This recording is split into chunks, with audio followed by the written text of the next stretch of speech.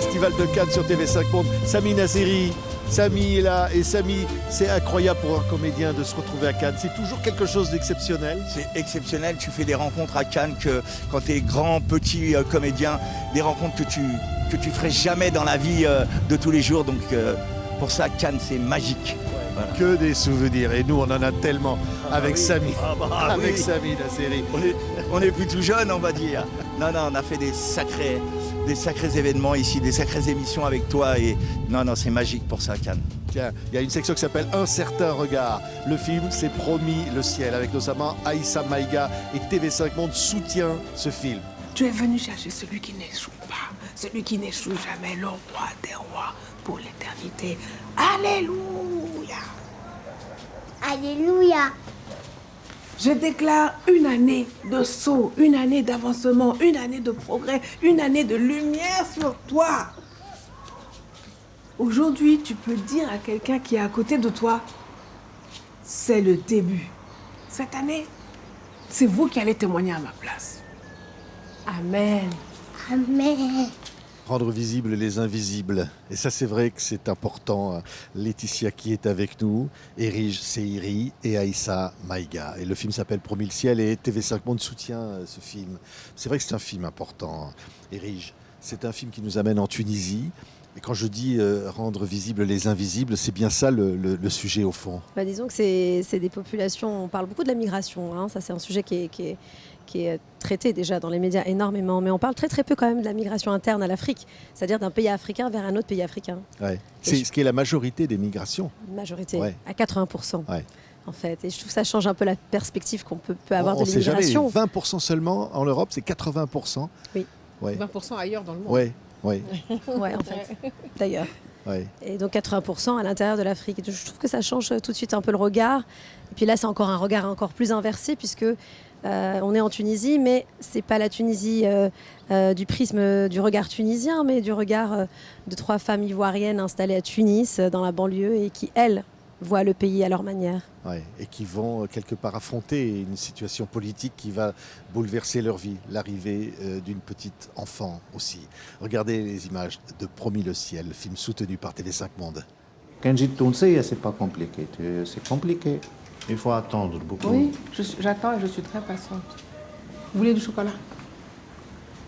Les mains sont propres. Non, je suis diabète. Diabétique? Oui. Ah, c'est pour ça les yeux. Les personnages sont touchants dans ce film. Hein. Aïssa Maïga, investie dans ce personnage de pasteur ivoirienne, ancienne journaliste, qui va vivre avec 2 autres femmes et qui va à un moment donné rencontrer une petite fille qui a survécu à un naufrage. Oui, c'est un rôle passionnant. Pour moi, je dirais qu'il y a une sorte d'avant et d'après dans ma rencontre avec Erige. Parce que je parlais de toi à la 3e personne en ta présence, ça va aller. Parce j'ai beaucoup observé Erige travailler dans sa manière de construire les personnages. Comme voilà, tu es une ancienne journaliste d'investigation, il y a un regard comme ça qui se construit dans l'immersion par rapport à son sujet. Et quand je suis arrivée sur le projet, le personnage était déjà incroyable avec beaucoup de facettes. Une femme leader, une femme qui tient sa communauté vraiment à bout de bras pour élever leurs âmes et les aider à transcender leur situation. Et c'est en même temps une femme qui est tournée vers les autres, mais qui en même temps a une vraie blessure. Oui. Et à un moment donné, il y a une rencontre avec une personne aveugle qui va servir en quelque sorte de guide. C'est très, très frappant. Laetitia, l'une donc de ces personnages qui s'appelle Jolie dans le film. C'est ça. Et ces 3 femmes, elles représentent quelque chose de très fort dans le contexte de ces migrants qui se retrouvent en Tunisie. Exactement. Alors, déjà moi, mon personnage, je suis venue un peu à la fin du projet. À la fin il y avait 2 personnages qui étaient plus clairs dans la tête d'Erige que le mien. Et quand je suis arrivée, on a vraiment commencé à construire le personnage. Vraiment petit à petit, presque même sur le tournage, on continuait de le construire. Et donc dans ce personnage, il y a beaucoup de moi. Et je trouve ça magnifique parce qu'effectivement, les 3 femmes, il y a une grosse sororité entre elles. Je veux dire, en dehors de mon travail d'actrice, je suis une artiste qui parle beaucoup de la situation des femmes. Et le thème de la sororité, c'est un thème qui me tient très à cœur. Donc franchement, pendant le tournage, hors tournage et pendant Ouais. le Ouais. film, ça se ressentait. C'est qu'à un moment donné, Et on c'était un bascule de... Exactement. Et je pense que le lien aussi qu'on voit entre ces femmes dans le film, ça reflète bien le lien qu'on avait même hors du Oui. tournage parce qu'on était très proches. Ouais, ouais. Dans le C'est- film, on l'a un peu plus challengée, et c'est ce que j'ai adoré dans son rôle, dans son rôle à elle, parce qu'elle est étudiante et en fait, elle se dit mais moi, je suis étudiante, j'ai mes papiers, j'ai pas de problème de carte de séjour, donc en fait, quelque part, dans son personnage, ce qu'elle a rajouté en plus, je trouve que ça nuance les choses. C'est-à-dire qu'on parle beaucoup de sororité, mais elle est challengée cette sororité. C'est ça. Parce qu'en réalité, elle n'a pas le même statut et elle veut. Parfois, on a envie de se différencier de sa communauté qui, elle, est stigmatisée et on se demande pourquoi on devrait nous-mêmes être stigmatisés alors C'est vrai. qu'on est dans Ouais. une situation différente. Mais ce qui est merveilleux, ce sont des femmes battantes, Aïssa. Oui, Elles c'est sont 3 fortes. femmes puissantes, hein, je pourrais dire, qui sont chacune dans une détermination en fait à s'en sortir ou à aider autrui à s'en sortir. Et en même temps, moi, ce qui m'a énormément touchée, c'est que vraiment le film, il voyage à l'intérieur de ces 3 personnages. Il y a d'autres personnages masculins notamment qui sont hyper forts aussi. Et on voyage au sein de cette communauté qui tient par la foi, qui tient par une forme de solidarité et de sororité. Et ce que j'ai aimé, c'est que tous les personnages sont vus aussi à travers leur vulnérabilité.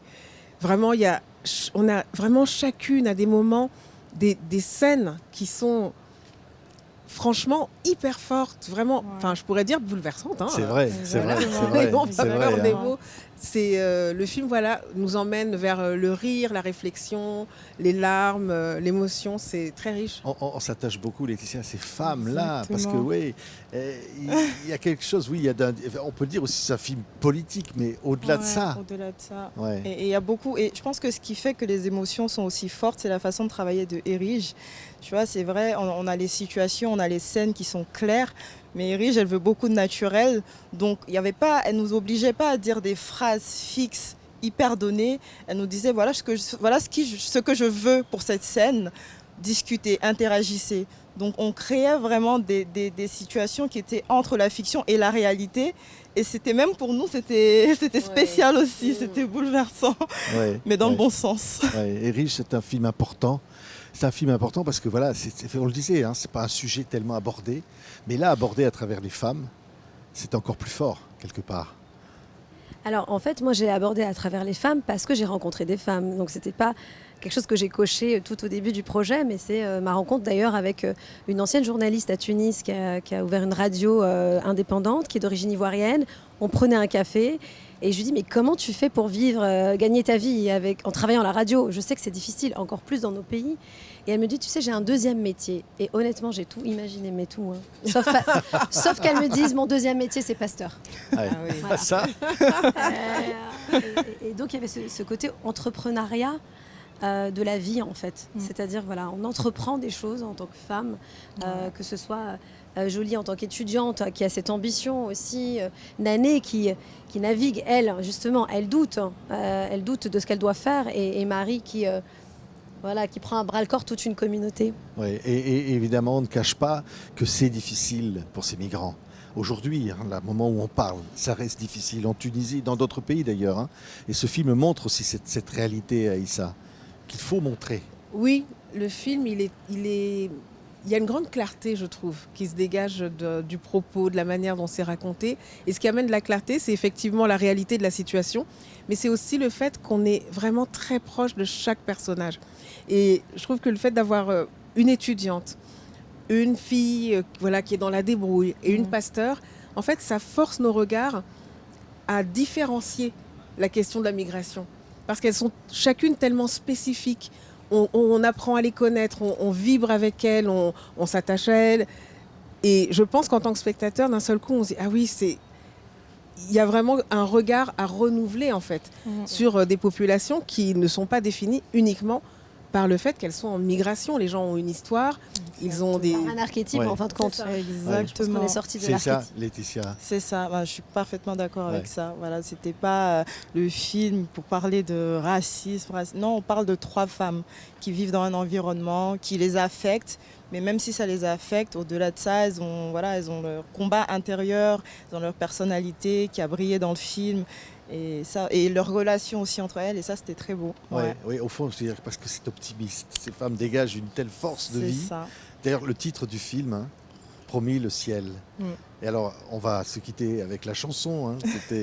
C'est une chanson qui dit quoi, au fond, Erige? C'est vrai que je l'écoutais en boucle tous les matins quand on allait au tournage, parce qu'en fait on a tourné dans une maison transformée en église, mais dans la réalité elle est réellement transformée en église. Donc on avait des vrais fidèles qui venaient, et Marie, donc Aïssa, devait jouer ces scènes devant des vrais fidèles. C'était assez incroyable, et tous les matins j'écoutais cette chanson qui dit on m'a promis le ciel, en attendant je suis sur la terre. Et je rame. Voilà. C'est ça. Et je trouve que ça parlait tellement du film. Et voilà. On n'a pas évoqué Kenza quand même. Je trouve que c'est quand même très important dans le film. C'est important. Il y a une enfant qui est arrivée aussi très tard sur le projet. Tout le monde est arrivé à un moment donné quand c'était son moment d'arriver. Et Kenza, c'est une histoire plutôt troublante en réalité, parce que j'allais pendant mes recherches dans les cultes du dimanche matin, à l'église donc, et j'ai rencontré une petite fille adorable qui avait 6 ans et qui était tellement intéressante. Et elle avait appris l'arabe, un peu seule, je ne sais pas comment elle avait appris l'arabe, parce que ça faisait des années qu'elle était coincée en Tunisie, puisqu'ils voulaient traverser, mais ils étaient un peu coincés là. Et un jour, je repars le dimanche matin et je la trouve pas, et je demande où est-ce qu'elle est, cette enfant. Et on me dit, mais tu ne sais pas, elle est malheureusement décédée en traversant la Méditerranée avec sa mère. Et voilà, le personnage de Kenza, ça a mis un peu de temps, j'ai dû digérer, et encore je ne l'ai pas digéré. Mais c'est-à-dire c'était quelque chose qui a beaucoup nourri. Et j'ai rencontré une autre petite fille, Kenza, qui a 4 ans. Et on a décidé qu'elle représente quelque chose de très fort, c'est-à-dire qu'est-ce qu'on fait de ces enfants qui ont perdu leur famille et qui sont rescapés, parce qu'il y en a. Et on ne sait pas où sont leurs parents, à qui ils appartiennent. Est-ce qu'ils appartiennent à la communauté d'origine, ou est-ce qu'ils appartiennent à l'État dans lequel ils ont été trouvés. Et le film aussi interroge cette question. Merci. Merci. Et voilà, Delgrès, cette fameuse chanson et cet espoir-là. Aïssa Maïga, Laetitia qui érige Seiri, un film soutenu par TV5 Monde, Promis Merci. le ciel. Merci à toutes les trois. On m'a promis le ciel, en attendant je suis sur la mer.